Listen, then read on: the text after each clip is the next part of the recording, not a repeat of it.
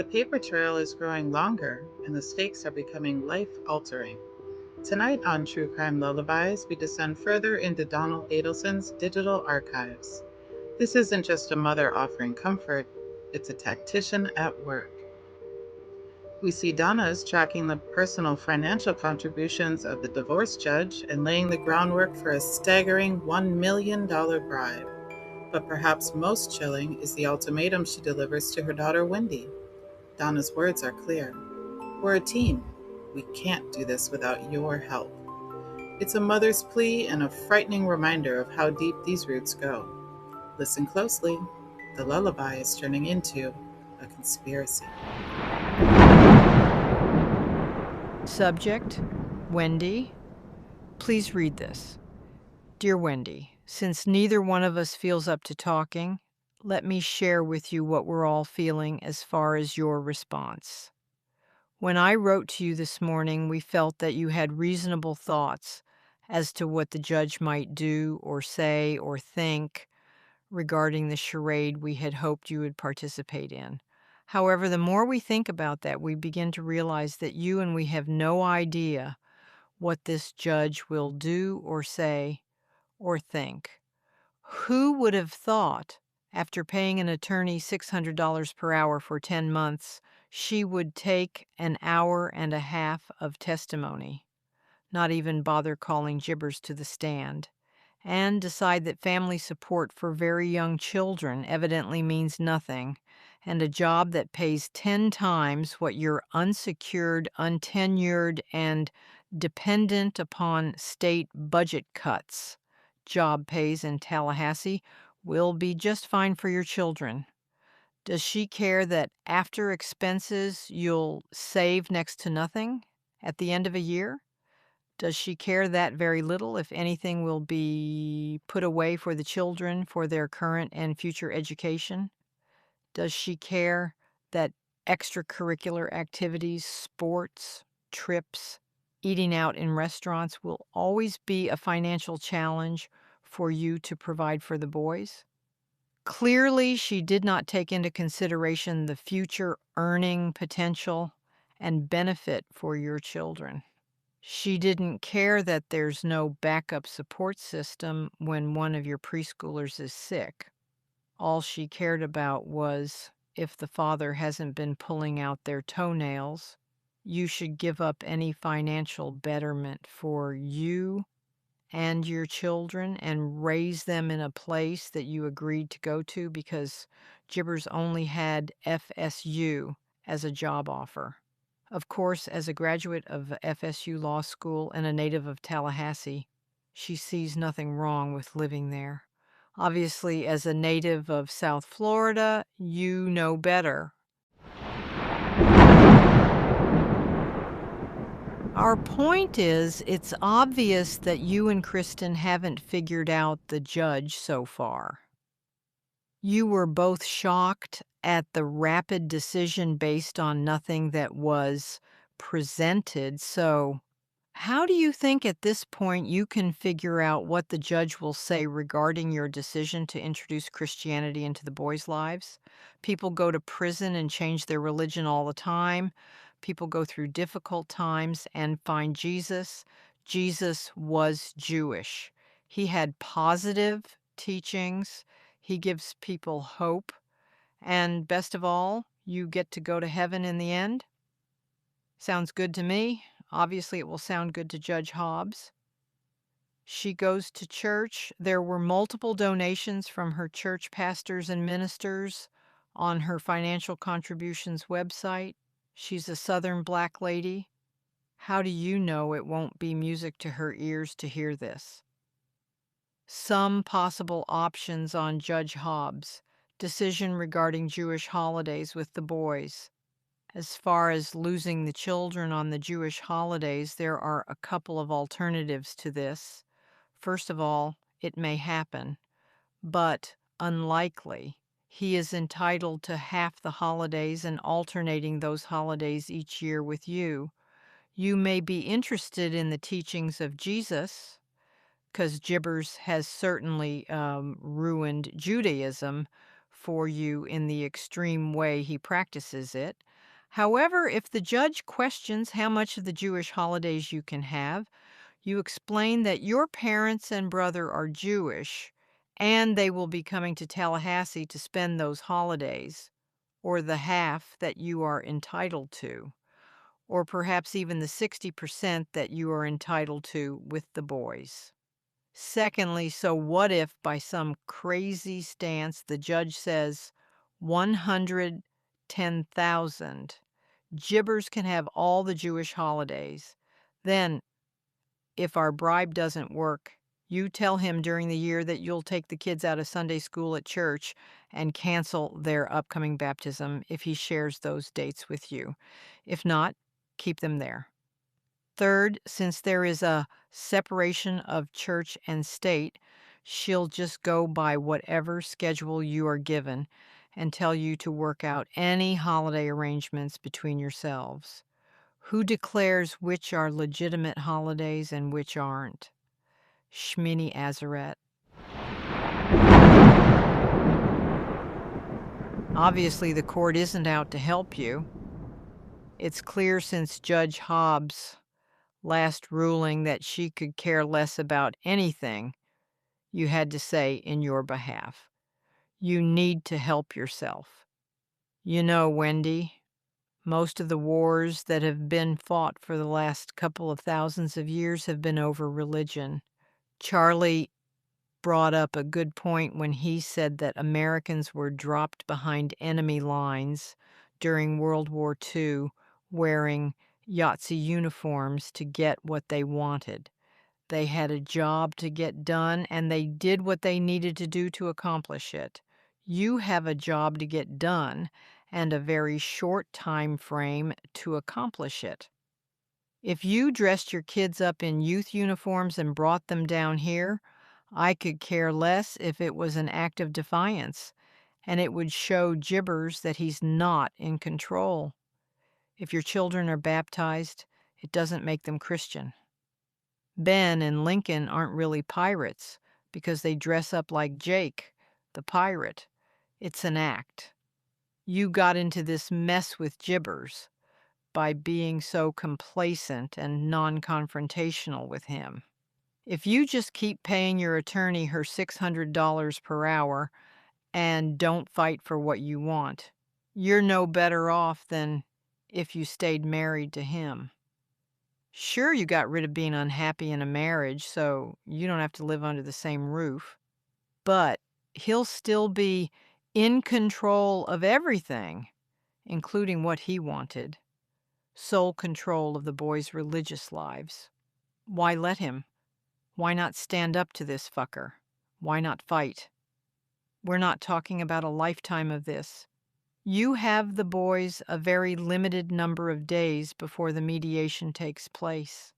This is all part of an act. Please rethink this. We're all willing to help you to accomplish this. And that's all it is.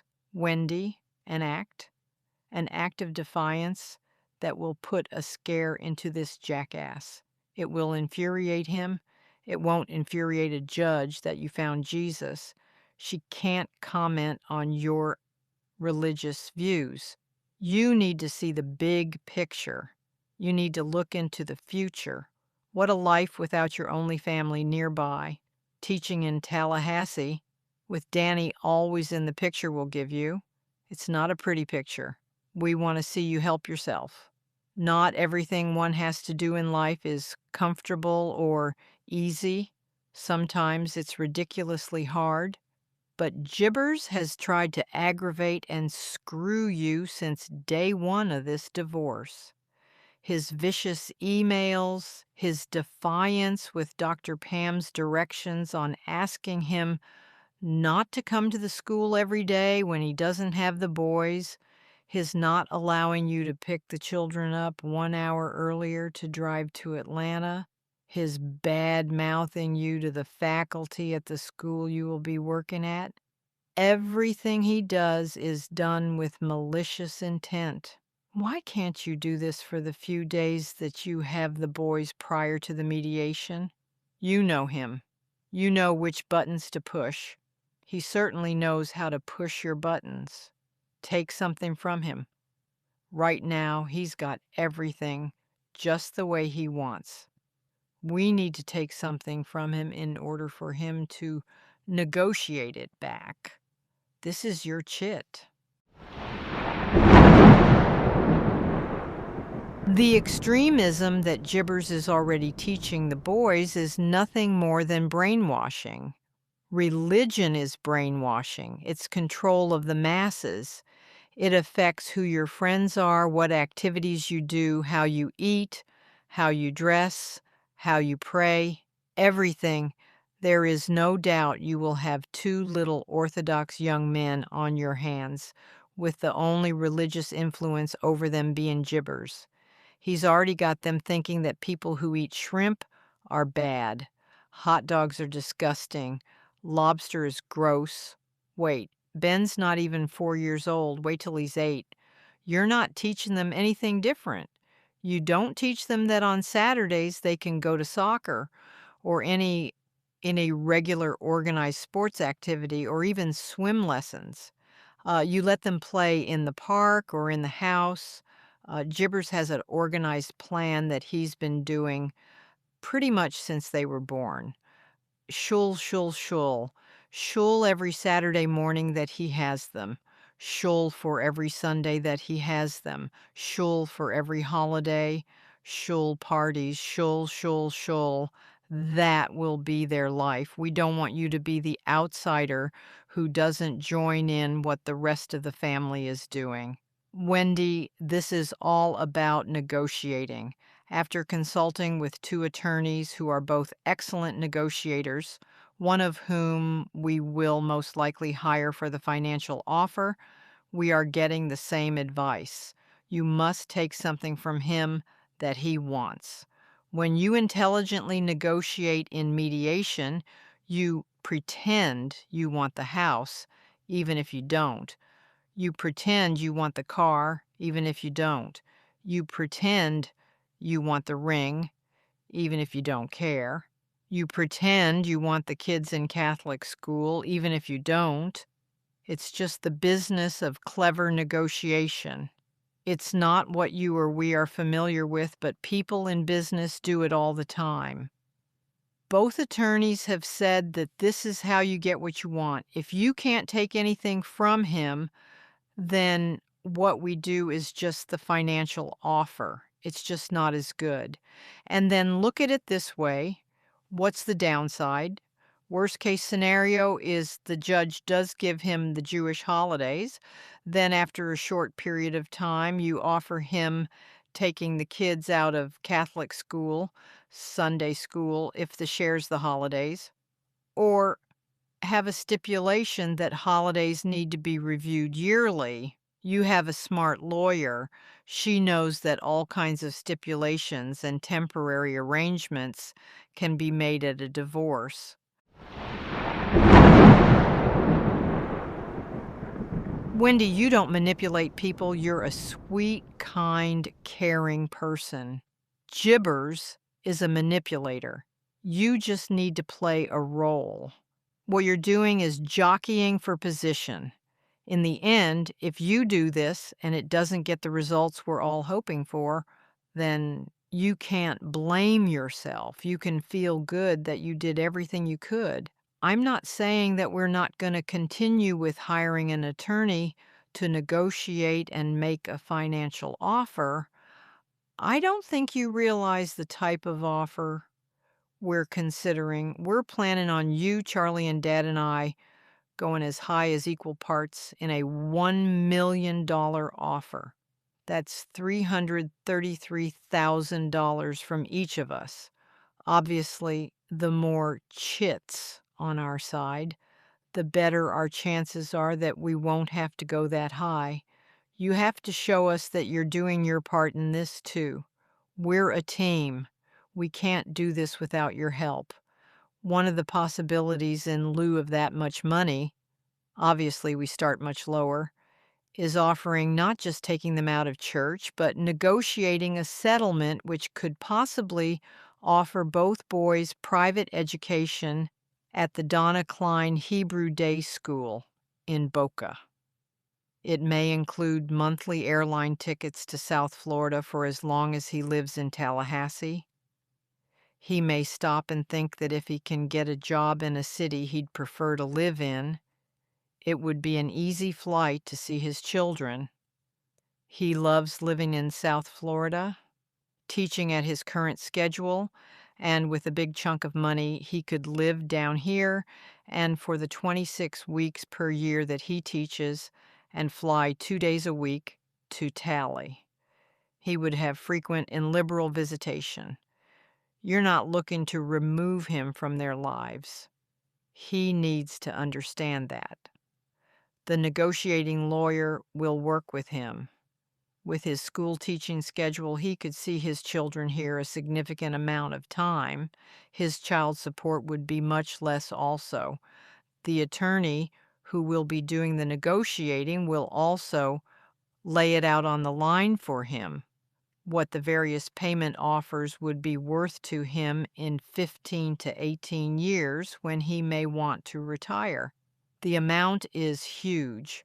This payoff can put him at that point without any additional income of his own in the $4 million range, certainly nothing he'd ever save in 10 lifetimes. If you try this, you really will not be any worse off than if you do nothing. So, what's preventing you from just trying? I don't know how much of the big picture you're seeing, honey. I don't know if you realize that not only what you can provide for your boy's life, but for your own life, all depends on this change. Aside from living in a far better city with family, a personal history there, and you'll also have greater opportunity to meet people for your future. I'm sure there are many lovely women who are teachers, divorced with 2 children. You can be a highly successful, highly compensated attorney who is independent and not in need of someone to marry you to help support your 2 children. You can have someone cleaning your home, a nanny to help with your children, a lifestyle in which you and your boys can travel. This is a once-in-a-lifetime opportunity to really turn your life around and make a positive difference in the lives of your children. Your expenses with the boys now are minimal. Wait until you see how expensive everything is in the future for them. We don't want you, and I wouldn't imagine you'll want to live paycheck to paycheck. Teenagers eat more than the yogurt these boys eat now. Everyone has a price. Now is the time to start. You said this divorce is not about winning and losing, that it's not a competition. You've already lost relocation according to the legal system. Well, it is about winning and losing. We're trying to get a win. You deserve it. You deserve so much more than a life without family. Teaching in Tallahassee. Life is tough. If you don't stand up and take a chance, you don't stand a chance. Please, Wendy, do your part and stand up to him. Make an effort to do this so that our group offer will stand a better chance at being accepted. Don't let his temporary move to Tallahassee ruin your entire life. We all want the same thing, a better emotional and financial life for you and for the boys, all the way around. You know, Grandma was one tough and very smart lady. I think about her all the time, and I think about what advice this very intelligent woman, a wonderful reader of people who loved you more than words could ever express, would say to you. She'd tell you to fight with every bone in your body. Fight for yourself, your boys, and for the best possible life you can have. You know that's true. Fight for yourself, Wendy. We'll be there to help you. Just don't tell us that what you need to do now is move forward with a sense of peace. That's giving up. I don't believe that's really what you want to do after all we've been through together and when you're literally a few weeks from this being over. Written with hope and love, Mom and Dad. $1 million price tag and a mother's demand for total loyalty. Tonight, the line between family and conspiracy has completely vanished. If this descent into Donna's emails is keeping you awake, ensure you're subscribed for part 4. The paper trail is far from over. For now, step away from the shadows, dim the lights, and try to find some rest. Until next time, good night.